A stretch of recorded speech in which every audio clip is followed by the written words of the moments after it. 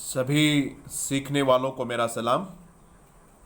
दोस्तों, हम the Hindu newspaper के माध्यम से इंग्लिश सीखने का प्रयास करते हैं। वो इंग्लिश जो आपको विभिन्न एग्जाम्स में, अलग अलग एग्जाम्स में आपके काम आती है, जो आपको एग्ज़ाम पास करने में आपकी मदद करती है, वो इंग्लिश हम पढ़ने का प्रयास करते हैं। तो आज हम अपना सेशन शुरू करते हैं। लगभग पिछले 5-7 दिन से हम ये ही पढ़ते आ रहे हैं कि इतने पॉजिटिव केसेस हैं, इतनी डेथ्स हैं, तो मुझे लगा कि आज कोई दूसरी न्यूज़ पढ़नी चाहिए। तो इसके लिए हमने जो आज न्यूज़ सेलेक्ट किया है वो ये न्यूज़ है। इस न्यूज़ को आज हम पढ़ेंगे और जानेंगे कि इस न्यूज़ से हम इंग्लिश को कैसे अपनी बेहतर बना सकते हैं। ये न्यूज़ है, nothing is more dangerous. Nothing is more dangerous. More dangerous आप जानते हैं कंपैरेटिव डिग्री है, इसका मतलब तुलना की हुई है। कंपैरेटिव डिग्री में दो के बीच क्या की जाती है? तुलना की जाती है। नथिंग इज मोर डेंजरस, कुछ भी इससे ज़्यादा खतरनाक नहीं है। किससे ज़्यादा? देन हैंगर, मौत, भूख से ज़्यादा कुछ भी दुनिया में खतरनाक नहीं है। तो हम इसको अब ग्रामर पॉइंट ऑफ व्यू से समझते हैं। पहली बात तो ये है कि जब कंपैरेटिव डिग्री होती है तो उसके साथ मोर का प्रयोग करते हैं और उसके बाद THAN का प्रयोग करते हैं। एरर कहाँ से आता है इसमें देखिएगा, कई बार THAN की स्थान पे THEN लिख दिया जाता है, जो कि क्या होता है? इनकरेक्ट होता है। तो आप एक तो ये ध्यान रखेंगे, यहाँ क्या होना चाहिए? THAN होना चाहिए। दूसरी जो हमें ध्यान में रखने की बात है वो ये है कि मोर डेंजरस लिखा हुआ है, तो कब तो मोर का प्रयोग करते हैं और कब कंपैरेटिव डिग्री में ER और सुपरलेटिव में EST का प्रयोग करते हैं। जिस तरीके से ये है BIG, बिग, यदि इसकी का आप कंपैरेटिव बनाते तो कंपैरेटिव बनती BIGGER, बिगर, यानी इसके साथ ER लगाया हुआ है, ठीक है। और एक वर्ड और लिखते हैं हम, इंटेलिजेंट, INTELLIGENT, इंटेलिजेंट वर्ड है। यदि इसकी कंपैरेटिव आप बनाएंगे तो यह क्या बन जाएगा? More intelligent. तो दोनों में क्या अंतर है आप समझने की कोशिश कीजिएगा। एक वर्ड हमारे पास है बिग और एक वर्ड हमारे पास इंटेलिजेंट, INTELLIGENT। इन दोनों में जो अंतर है वो ये है कि ये एक मात्रा का शब्द है, जिसको इंग्लिश में मोनोसिलेबिक कहते हैं, और ये पॉलीसिलेबिक, इसमें एक से ज़्यादा मात्राएं हैं, तो एक से ज़्यादा सिलेबल हैं। जब एक मात्रा वाला शब्द हो जिसमें एक सिलेबल हो तब उसके लिए ER का प्रयोग करते हैं कंपैरेटिव बनाने के लिए, और जब एक से ज़्यादा सिलेबल हो, सिलेबल का वोवल साउंड, जिसको आप लोग मात्राएं भी कह सकते हैं, वोवल साउंड एक से ज़्यादा हो तब उसके साथ आप मोर और मोस्ट का प्रयोग करेंगे। तो ये हमने देखा कि कब ER लगाते हैं, कब, और आप ये भी सीधा कह सकते हो जब वर्ड थोड़ा बड़ा होता है, बड़ा होगा तो निश्चित रूप से उसमें क्या होंगे?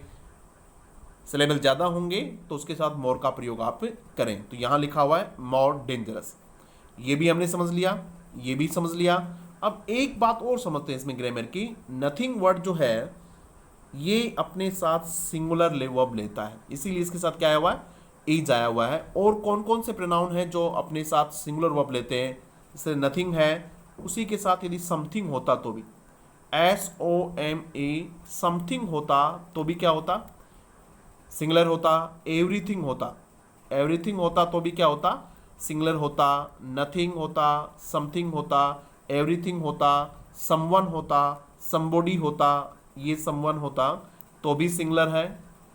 समवन, समबॉडी, ये भी सिंगुलर है। नो वन, नोबडी, ये सब के सब क्या है? सिंगुलर सब्जेक्ट्स माने जाते हैं। तो इनके साथ आने वाली वर्ब हमेशा क्या होनी चाहिए? सिंगुलर होनी चाहिए। चीज़ें आपके समझ में आ रही होंगी। हमने देखा ये सिंगुलर है इसलिए ये वर्ब क्या आ गई? इज आ गई। कंपैरेटिव फॉर्म है इसलिए क्या आ गया? मोर डेंजरस आ गया। उसके बाद देन आना चाहिए इसलिए देन आ गया। देन की स्पेलिंग ध्यान रखेंगे। हैंगर, भूख है। अब 2-3 चीज़ें और देखते हैं हम लोग। ये जो डेंजरस वर्ड है ये डेंजर से बना हुआ है। किससे? Danger, DANGER। डेंजर क्या है? नाउन है। और ये डेंजरस जो वर्ड है ये क्या है? एडजेक्टिव है। थोड़ा पता होना चाहिए आप लोगों को कि नाउन से एडजेक्टिव कैसे बनते हैं। एडजेक्टिव से जिसके OUS लगा हो तो आप मान लीजिएगा ज़्यादातर वो वर्ड क्या होंगे? आपको एडजेक्टिव मिलेंगे। उसके बाद देखिएगा एक वर्ड होता है हैंग्री, HUNGRY, हैंग्री। हैंग्री क्या है? एडजेक्टिव है, जबकि हैंगर क्या है? नाउन है। तो ये चीज़ें भी हमने इसमें देख ली। अब हम इसको न्यूज़ को पढ़ेंगे, उससे पहले ये और पढ़ लेते हैं, बड़ा इंपॉर्टेंट है। कहा यह गया है कि भूख से ज़्यादा खतरनाक कुछ नहीं है। ये स्थिति ये है कि कुछ लोग जो माइग्रेंट वर्कर्स हैं वो कहीं फंस गए हैं, तो उनके बारे में लिखा हुआ है ये। आउट ऑफ वर्क, बिना काम के, यानी उनको काम है नहीं, काम उनका छिन गया है। And living on A doll, living on A doll एक मुहावरा है। On doll, DOLE, on dole, ये एक मुहावरा है। ऑन डॉल आप नोट कर लीजिएगा, निश्चित रूप से नया मुहावरा हो सकता है आपके लिए। ऑन डॉल का मतलब ये होता है कि जब आपके पास काम नहीं होता है, व्हेन यू आर जॉबलेस, जब आप जॉबलेस हैं, तब सरकार आपको कुछ पैसे प्रदान करती है ताकि आप अपना गुजारा चला सकें। ऐसी स्थिति को क्या कहते हैं? ऑन डॉल कहते हैं। They are living on dole, they इस तरह से लिखा जाता है ये, they are living on dole, they are living on dole. ये आप नोट कर लीजिएगा, इसको आपके काम आना चाहिए, बार बार इसको यूज भी कीजिएगा। ऑन डोल का मतलब होता है वे ऑन डोल रह रहे हैं, इसका मतलब उनके पास रोजगार नहीं है, उनके पास काम नहीं है, और सरकार उनको जो पैसे उपलब्ध करवा रही है, सरकार जो उनको सहायता कर रही है, वे उस पे जीवित हैं, उसको कहते हैं ऑन डोल। क्लियर है? आपने नोट कर लिया होगा शायद। आउट ऑफ वर्क, काम है नहीं, बिना काम के, काम उनका छूट गया है। एंड लिविंग ऑन डॉल, और किस पे रह रहे हैं? सरकार की सहायता पे हैं। ए टिकट, ऐसी स्थिति में ए टिकट टू होम, घर के लिए एक ticket, a ticket to home is all, ये सब कुछ है। घर के लिए जो एक टिकट है वो ही सब कुछ है। इज किसके लिए आया है? ए टिकट टू होम, ये है पूरा subject. A ticket to home is वो ही है, ऑल सब कुछ है। माइग्रेंट लेबर्स यार्न फॉर, वो सब कुछ है जिसके लिए माइग्रेंट लेबर्स, प्रवासी जो श्रमिक हैं, जिसके लिए प्रवासी श्रमिक जो हैं वो क्या कर रहे हैं? प्रवासी श्रमिक यार्न फॉर, यार्न फॉर का मतलब होता है किसी चीज़ को आप बहुत ज़्यादा चाहते हैं, to want something very much. Yearn for का मतलब होता है जिसकी आपको बहुत ज़्यादा इच्छा हो, यानी अब उन लोगों की सब इच्छा क्या है कि उनको एक टिकट मिल जाए, कहाँ की? घर की एक टिकट मिल जाए, क्योंकि न तो अब उनके पास काम है और किस पे जीवित हैं? ऑन डॉल हैं। ऐसी स्थिति में a ticket to home is all, एक टिकट ही सब कुछ है, किनके लिए? माइग्रेंट वर्कर्स के लिए, जो वो चाहते हैं। यन फॉर का मतलब होता है चाहना। इसका एक सिमिलर वर्ड लिख लो भाई, आप लोग नोट कर लो, यन फॉर, इसका मतलब क्रेव, CRAVE, क्रेव वर्ड होता है डिजायर, DESIRE, डिजायर स्ट्रांगली, मजबूती से किसी चीज को चाहना क्या होता है? क्रेव होता है, या डिजायर स्ट्रांगली होता है, या फिर यर्न फॉर होता है। The process of ferrying, process यानी प्रक्रिया, procedure. The process of ferrying, ferrying का मतलब होता है एक स्थान से लाना और ले जाना। The process of ferrying them, उनको लाने ले जाने की जो प्रक्रिया है। बैक, उनको वापस पहुंचाने की, the process of ferrying them back, उनको वापस पहुंचाने की। कहाँ वापस पहुंचाने की? अपने घरों तक वापस पहुंचाने की। हैज़ बिगन, वो शुरू हो गई है। इवन एज ए, ऐसी स्थिति में भी, even as a post lockdown shortage, post lockdown, lockdown के बाद लेबर शॉर्टेज लूम्स, लूम का मतलब तो मंडराना। ऐसी स्थिति में उनको बाहर भेजने की, उनको वापस घर भेजने की प्रक्रिया शुरू हो गई है। ऐसी कब? इवन एज, ऐसी भी है, कैसी स्थिति होने के बावजूद भी कि पोस्ट लॉकडाउन के बाद लेबर की जो है शॉर्टेज है, उसका खतरा मंडराने के बाद भी उनको बाहर भेजने की, उनको अपने घर भेजने की प्रक्रिया को लागू कर दिया गया है, उस प्रक्रिया को शुरू कर दिया गया है। 2-3 वर्ड नए थे तो इसको आप पे ध्यान से समझ लें, नोट कर लें। More than a month after, एक महीने के भी बाद, मोर देन अ मंथ, एक महीने के भी बाद, दे वर, दे कौन? Migrant labours, more than a month, एक महीने के भी बाद, दे वर गिवन नो, उनको अदर ऑप्शन, उनको कोई दूसरा ऑप्शन नहीं दिया गया है। They were given passive voice का सेंटेंस है, they were given no other option than to, किसकी बजाय, देन टू काउंट डेज, दिन गिनने के अलावा, यानी एक महीना होने के बाद भी they were given no other option, उनके पास कोई दूसरा चारा नहीं है, उनके पास कोई दूसरा उपाय नहीं है, उनके पास कोई दूसरा विकल्प नहीं दिया गया उनको, देन किसकी बजाय, टू काउंट डेज, दिन गिनने के अलावा, until they could be free, जब तक वे फ्री नहीं हो जाते हैं, यानी जहां उनको रोका गया है वहां से वे फ्री नहीं हो जाते, अगेन दोबारा, तब तक उनको अभी दिन गिनने के अलावा कोई चारा नहीं है, कोई विकल्प नहीं है। Thousands of migrant workers, thousands of, हजारों माइग्रेंट वर्कर्स स्ट्रेंडेड, फंसे हुए हैं, स्ट्रेंड का मतलब होता है स्टक, STUCK फंसे हुए हैं। Thousands of migrant workers stranded in the national capital region, कहाँ फंसे हुए हैं, in the NCR, national capital region, in Delhi में फंसे हुए, अवेट, इंतज़ार करते हुए, देयर टर्न, अपनी बारी का इंतज़ार करते हुए, टू बी ट्रांसपोर्टेड, कि उनको ट्रांसपोर्ट किया जाएगा, उनको ले जाया जाएगा, back to their home towns, वापस उनको अपने गृह टाउन्स में ले जाया जाएगा, गृह नगरों में ले जाएगा, उसका वेट करते हुए। अब इसको आप एक बार समझिएगा, क्या चीज़ें इसमें हमें समझाने का प्रयास किया हुआ है कि एक महीना बीत जाने के बाद भी उनके पास कोई उपाय नहीं है, कोई विकल्प नहीं है, मात्र दिन गिनने के अलावा। थाउजेंड्स ऑफ माइग्रेंट वर्कर्स, हजारों लोग के कहाँ फंसे हुए हैं, NCR में फंसे हुए हैं, अपनी बारी का इंतज़ार करते हुए कि उनको वापस अपने गृह नगर जो हैं वहाँ उनको ट्रांसपोर्ट किया जाएगा। अब बातें ग्रामर की बात देखो, यहाँ से देखिएगा, इसको एक कॉन्सेप्ट है इसका ग्रामर का जो हम समझेंगे। थाउजेंड्स ऑफ माइग्रेंट वर्कर्स, एक स्ट्रक्चर तो ये होती है, इसमें थाउजेंड्स के साथ एस लगाना बिल्कुल सही है। अगर यही होता 4000 होता, मानो ये 4000,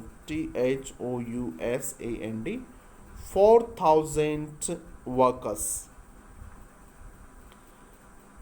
4000 वर्कर्स, तब आप 1000 के साथ क्या नहीं लगाते, एस नहीं लगाते, यहाँ एस नहीं लगाया जाना चाहिए, यानी नंबर प्लस ये जो 1000 है, 100 है, डजन है, इनको फिर प्लूरल नहीं बनाया जाना चाहिए, इनके बाद जो नाउन आता है उसको प्लूरल बनाया जाना चाहिए। देखिए 4000 वर्कर्स, तो थाउजेंड्स नहीं लिखेंगे, क्या लिखते हैं, 4000 लिखेंगे, और वर्कर को प्लूरल बनाएंगे, वर्कर्स लिखेंगे।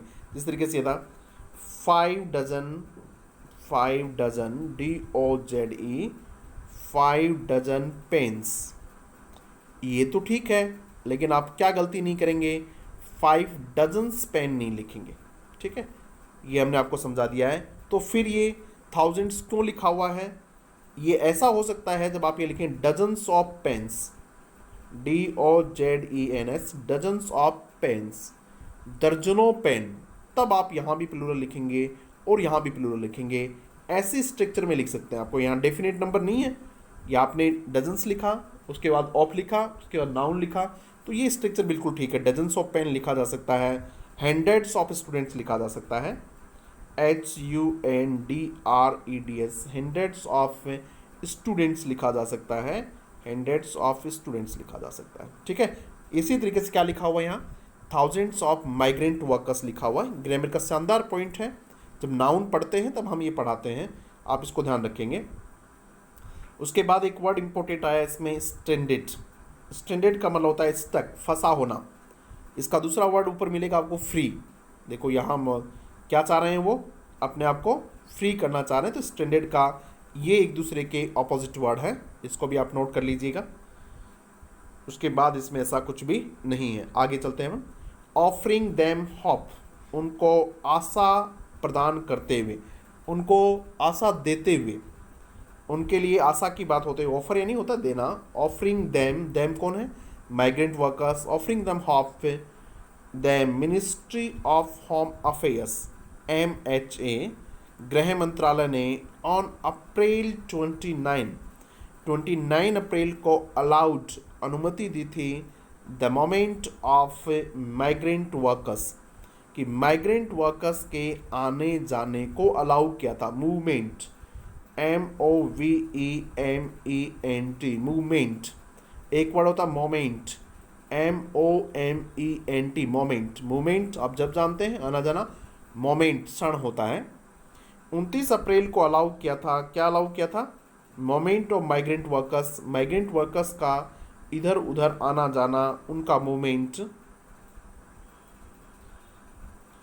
माइग्रेंट वर्कर्स, पिलग्रिम्स, तीर्थयात्रियों का, टूरिस्ट जो पर्यटक हैं, स्टूडेंट्स विद्यार्थी, एंड इंडिविजुअल्स और जो व्यक्तिगत लोग हैं, स्टैंडर्ड जो फंसे हुए हैं, एट कहाँ, डिफरेंट प्लेसेस, अलग अलग जगह में जो फंसे हुए हैं, उनके आवागमन को अनुमति दी थी। फर्स्ट बाई, पहले तो बाई इंटरस्टेट बसेस, पहले इंटरस्टेट अंतर्राज्यीय बसों के द्वारा, इंटरस्टेट, एंड देन और उसके बाद स्पेशल ट्रेन्स, और फिर special trains according to strict guidelines, किसके अनुसार? स्ट्रिक्ट, स्ट्रिंजेंट, STRINGENT, स्ट्रिंजेंट का मतलब होता है स्ट्रिक्ट, बहुत कठोर, गाइडलाइंस के तहत, उन गाइडलाइंस के अनुसार। किनको होप देते हुए, एक बार पैराग्राफ को दोबारा समझ लेंगे हम, कि उनको आशा प्रदान करते हुए गृह मंत्रालय ने 29 अप्रैल को ये अलाउ किया था। किन के लिए अलाउ किया था मूवमेंट? माइग्रेंट वर्कर्स के लिए, पिलग्रिम्स के लिए, स्टूडेंट्स के लिए, इंडिविजुअल्स के लिए। किसके द्वारा? पहले तो इंटरस्टेट बसेस चलाई गई और उसके बाद स्पेशल ट्रेन चलाई गई, किसके तहत?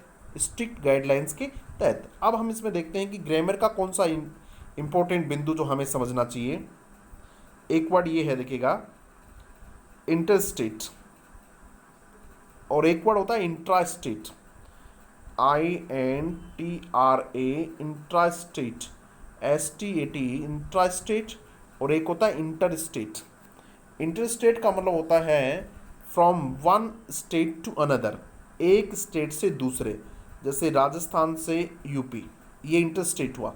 इंट्रास्टेट होता है with in the state, intrastate का मतलब होता है with in the state,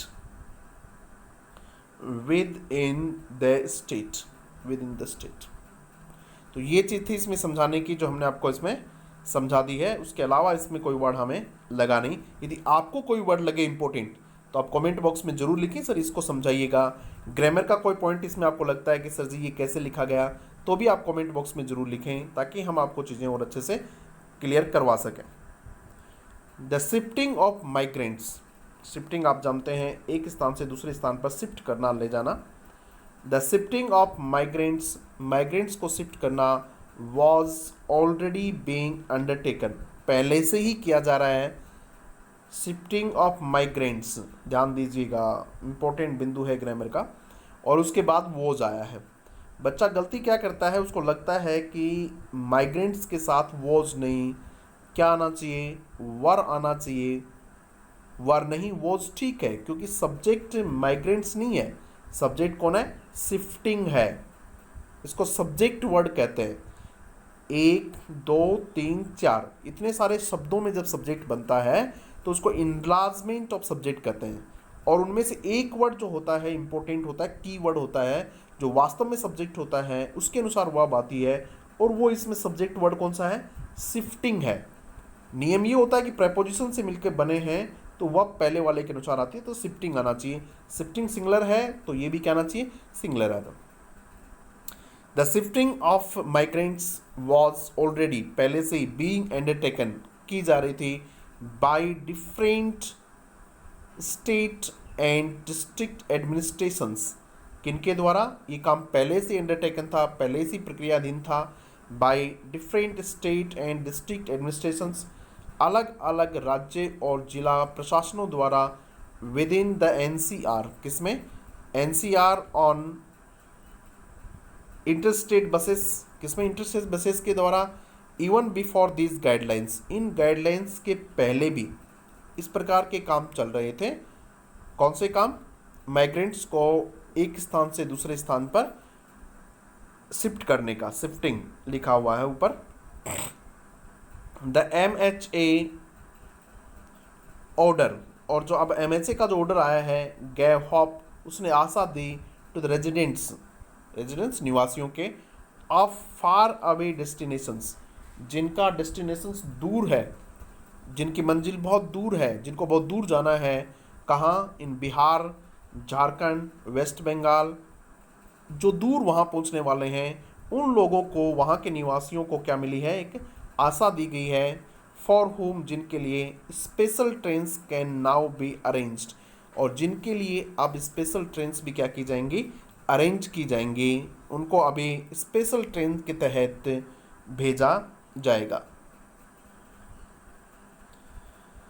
however, फिर भी, हाउएवर का मतलब होता है फिर भी, लाइक ऑल इनिशिएटिव्स, सभी पहल, इनिशिएटिव का मतलब होता है पहल होता है, ये जो सभी पहल थी उनके जैसे ही, लाइक यानी के जैसे। However like all initiatives it is taking time, यह भी समय ले रहा है। कौन? इंटरस्टेट बसेस के द्वारा, स्पेशल ट्रेन के द्वारा उनको भेजा जाना, उसमें भी क्या लग रहा है? समय लग रहा है। However like all initiatives it is taking time, ये टाइम ले रहा है।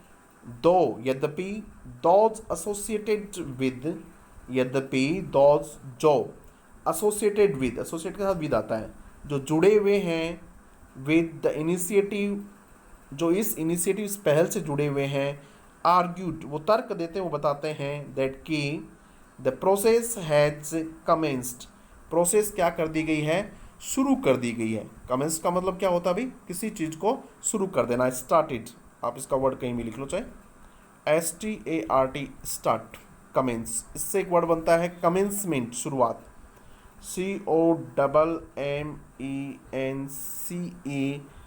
COMMENCEMENT, कमेंसमेंट भी बनता है, जिसका मतलब होता है शुरुआत होना, कमेंस यानी स्टार्ट करना। And will gather steam over the coming days, and will gather steam, ये भी एक मुहावरा है, इसको हम समझेंगे। Will gather steam over the coming days, आने वाले दिनों में, विल गेदर द स्टीम, ये क्या होता है? विल गेदर द स्टीम का मतलब होता है टू इंक्रीज स्ट्रेंथ, अपनी ताकत उसकी बढ़ेगी, उसकी गतिविधियां बढ़ेंगी, उसको कहते हैं गेदर द स्टीम। इसको नोट कर लें आप कहीं भी, GATHER, गेदर द स्टीम। ये इस तरह का है जिस तरह से भाप का इंजन चलता है ना, रेलगाड़ी, तो उसमें भाप ज़्यादा बढ़ेगी, तो कहने का मतलब कार्य गति पकड़ेगा। गेदर द स्टीम का मतलब होता है कार्य का गति पकड़ना। कई बार गेन द स्टीम भी लिखा होता है, GAIN, gain the steam, STEAM, gain the steam का मतलब भी होता है गति पकड़ना होता है, to increase in strength, force और एनर्जी, गति पकड़ना, गति पकड़ना, इसको कहते हैं टुगेदर द स्टीम। ठीक है, तो आज का प्रोग्राम अपना यहीं ख़त्म करते हैं। अगर आपको ठीक लगे तो अपने साथियों के साथ को ज़रूर साझा कीजिएगा। Thank you very much.